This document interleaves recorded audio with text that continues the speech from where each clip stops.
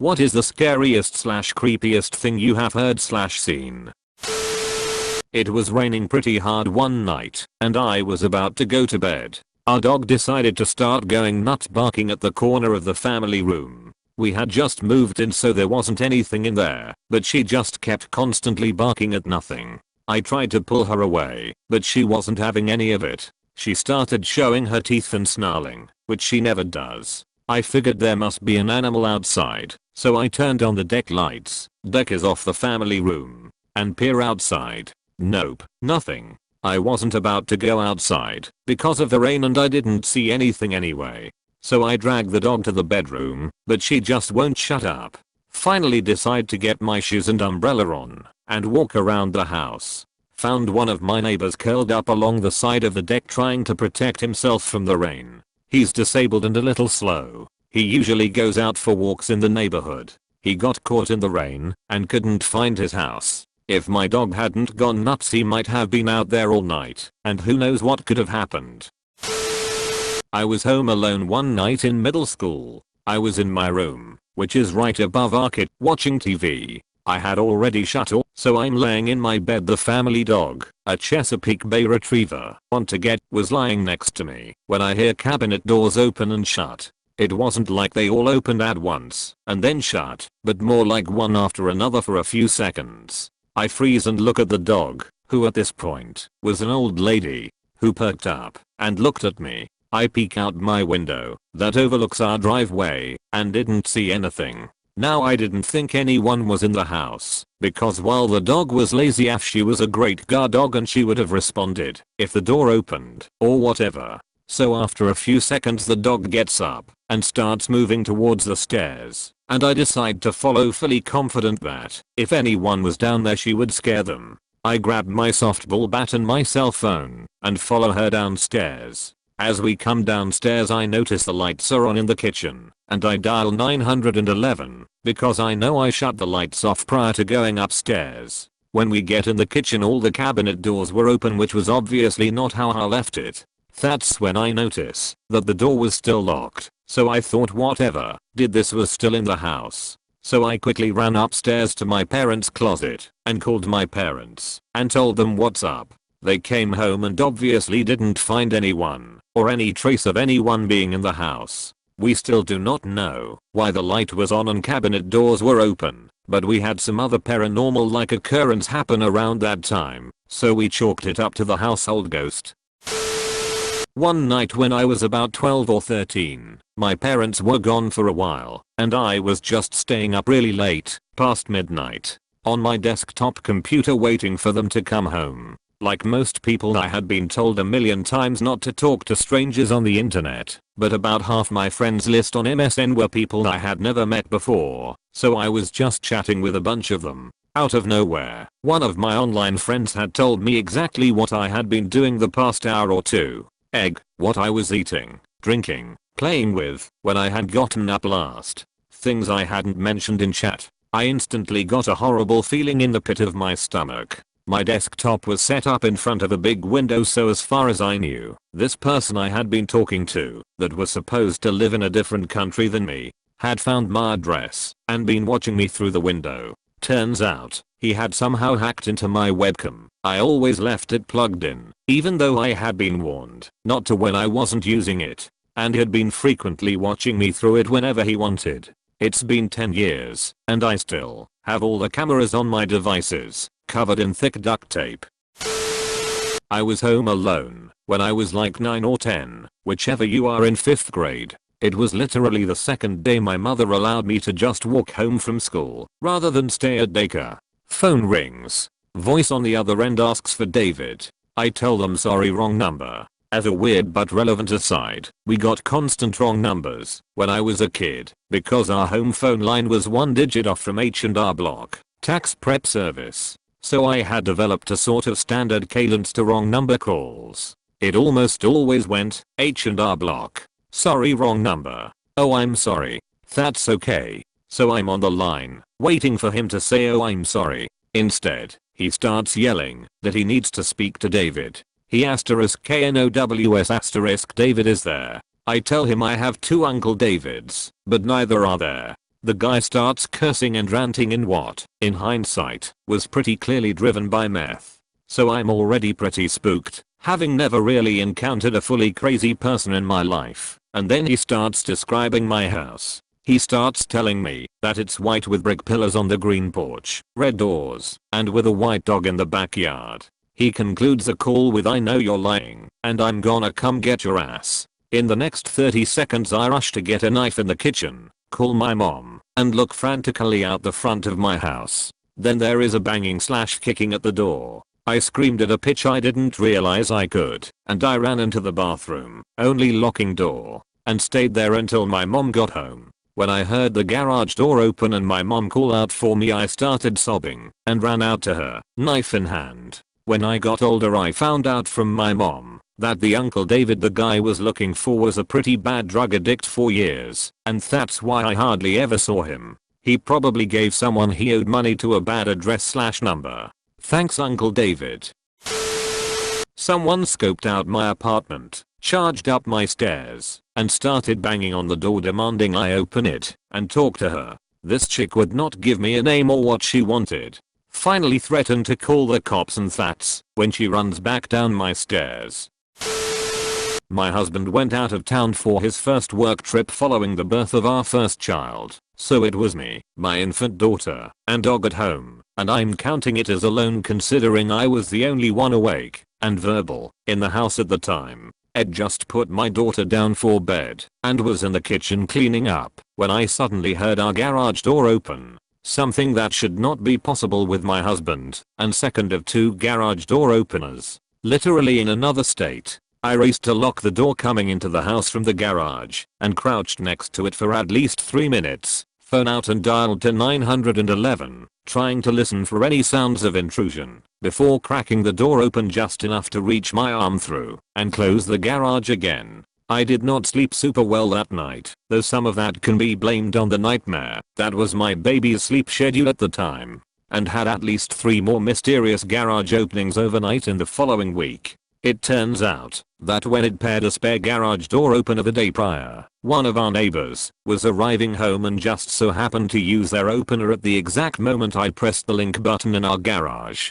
It took me an absurd amount of time to make the connection, because they honestly don't go in and out of their house very frequently. In any case, that first instance had me acting out parts of a home intrusion scene in a horror movie. 2 years ago I get home from my last lecture from university before the start of Christmas break. My family had gone to Scotland for the weekend. I was all alone at home for the weekend. Once I arrived at home I showered and was getting food ready. After eating I turned on my PS4, plugged my headset and began playing. However, an hour later I hear loud thudding from upstairs floor. Rather than being brave and checking upstairs I ran to close and lock the living room doors to prevent a robber from entering. I hurried to my phone and called the police, who arrived quickly and began searching. After 20 minutes of searching, they found that someone had broken into my house through my bedroom window. Luckily, no valuables had been taken. I did, however, get a 2-hour lecture from my parents on what precautions to take when home alone. My sister and I were home alone, and we heard noises outside, so we looked out the back door and there's a guy in a ski mask on our back porch going through some stuff. We were hiding and watching him. He looked in through the door window and started knocking. We freaked out and called our dad. It was one of his friends. He plows snow with picking up a snowblower, but it was absolutely terrifying before we realized. I was watching a scary movie with my wife when I hear a scratching noise in the wall behind me. I got WTF was that? There was a noise in the wall. Wife doesn't believe me. I hear it several more times and think I'm going insane, and I'm legit starting to freak out. Then she finally hears it too. That's when I learned mice can fall down inside the walls because the top part of the wall in the attic isn't covered. A few years ago I, 24F, got home from work around 10 PM while I was living with my parents, and they happened to be away on vacation that week. After cooking myself a late dinner I went onto the back deck adjacent to the kitchen to grab something I had left out there earlier in the day. A bizarre sound caught my attention, like a dog panting. So of course I searched to see where it was coming from. I looked up to see my neighbor, 40 sm, across the street, standing on his deck buck naked and jerking off. He had been watching me through the window and did not stop when I discovered him.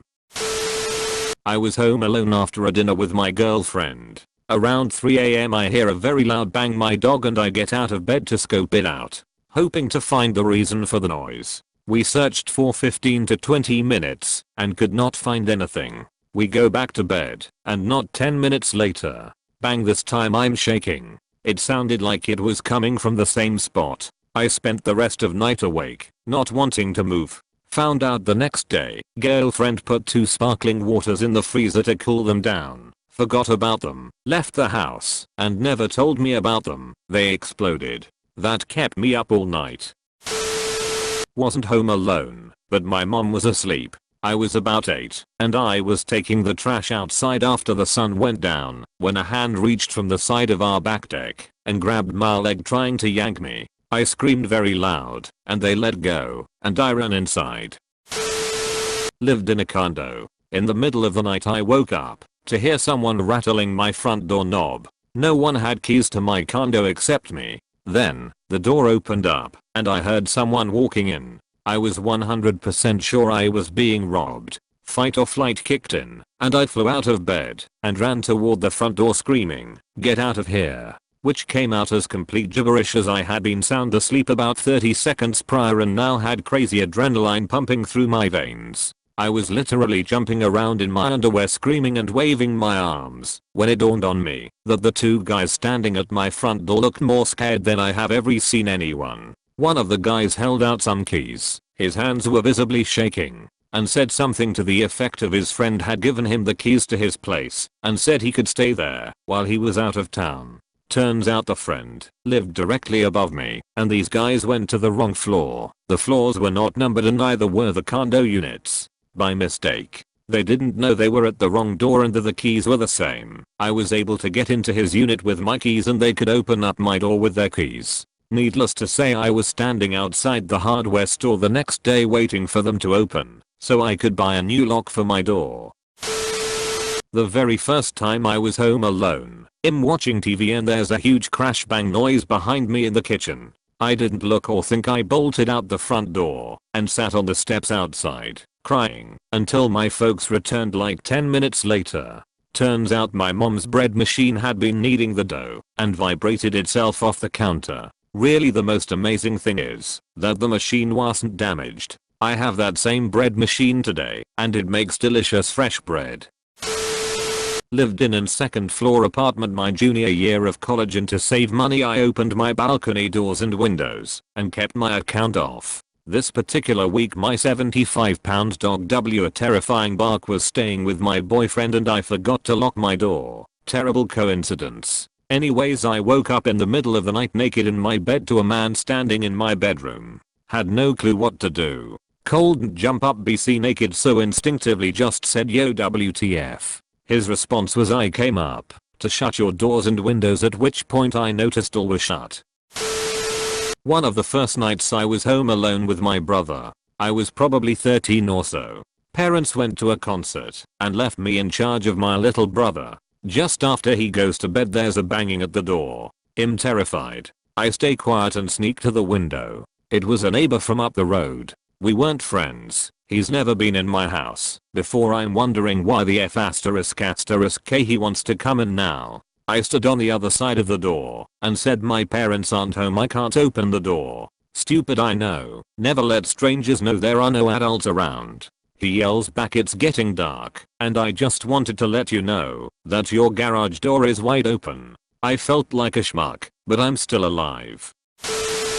I was home alone with my toddler, getting ready for bed after putting her down for the night when I heard her call for me. So I went to her room and she was fast asleep. Weird. Maybe she had woken up for a moment and then passed out again. Got to the end of the hall before I heard her call for me in a panic. Rushed back in and she was still asleep in the same position. Sat with her for a few minutes and then made my way to bed when I heard my husband call my name. Must have come home from work early, so I go to him, but Hez not there. Call him and confirm Hez still at work and decide I must have hear a neighbor or something. crawl into bed and hear my husband call for me again and then continue talking as if he's having a conversation with someone. Then hear my child calling me again and rush into her room. Still asleep. This goes on for a while until I decide I must really need some sleep and go back to bed with the lights on. Too freaked out to sleep, I was staring at a picture hanging on the wall when it disappeared. Like the wall just ate it? Look at another wall hanging and the same thing happens. They would reappear when I looked away and then be eaten by the wall again when I looked directly at them. Decide I'm officially an insane person and call husband to come home. Fall asleep eventually and wake up and everything is normal except my heart rate can't decide on a pace, swinging up and down between 30s 180s. Head into the hospital and I'm having a hypertensive crisis. Turns out it was the beta blockers had started recently. Nobody had heard of that reaction, so they kept me for a couple days until my numbers stabilized. No hallucinations after the first night other than hearing dogs bark randomly for a couple days. Not good times.